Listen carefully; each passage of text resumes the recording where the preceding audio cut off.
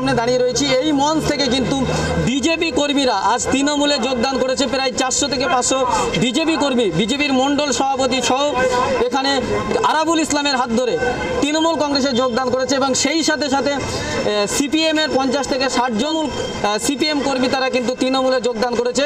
এই মঞ্চ থেকে আপনাদেরকে সেই চিত্র সরাসরি দেখাবো।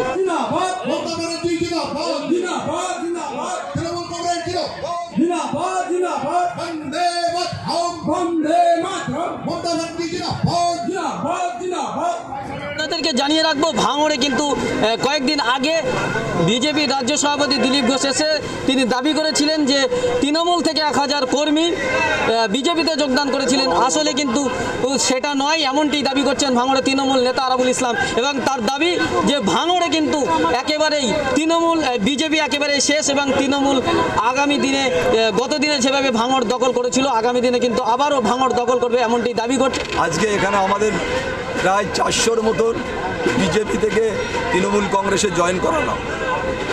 সিপিএম থেকেও প্রায় 50 থেকে 60 জন সক্রিয় কর্মী যারা তারা আজকে আমাদের দলে জয়েন করেছে।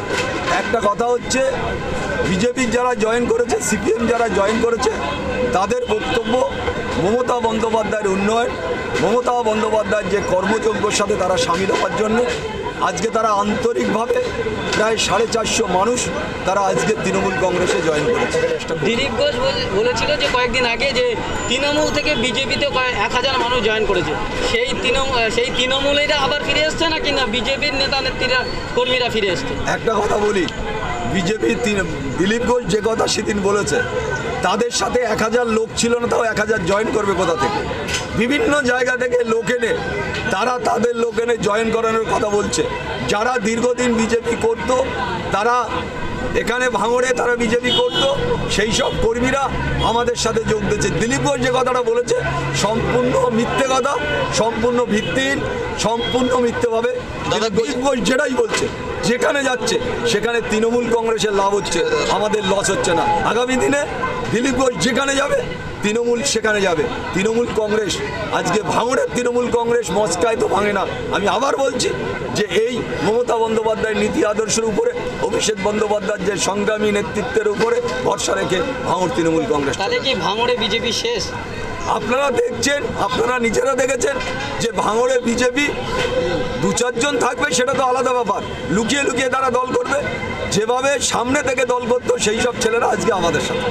এবং এখানে ব্লক সভাপতি বলছেন প্রথমে আমরা ঝাঁকুনি দিয়েছি, তারপরে কিন্তু কাঁপুনি দেবে, এমনটি বক্তব্য তৃণমূল কংগ্রেসের ব্লক সভাপতি ওহিদুল ইসলামের। শোনো, দিলীপ ঘোষ এখানে বারবার এসে ডিস্টার্ব করছিল।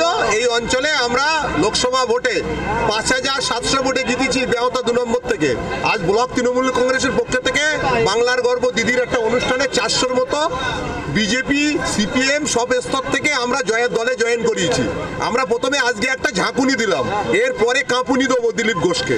কাঁপুনি অর্থাৎ কি, ভাঙড়ের মাটিতে 1 ইঞ্চি জমি আমার তৃণমূলের কর্মীরা, আমাদের সহকর্মীরা কেউ ছাড়বে না। এটা পরিশুদ্ধ পানীয় জলের নিজস্ব কারখানা তৈরি করে দৈনিক হাজার হাজার টাকা রোজগার করুন। এছাড়াও আরো প্ল্যান্টের স্পেয়ার পার্টস, মিনারেল ও কেমিক্যাল খুচরো পাইকারি সুলভ মূল্যে বিক্রয় করা হয়। বিস্তারিত জানতে কল করুন 8348941619 নম্বরে।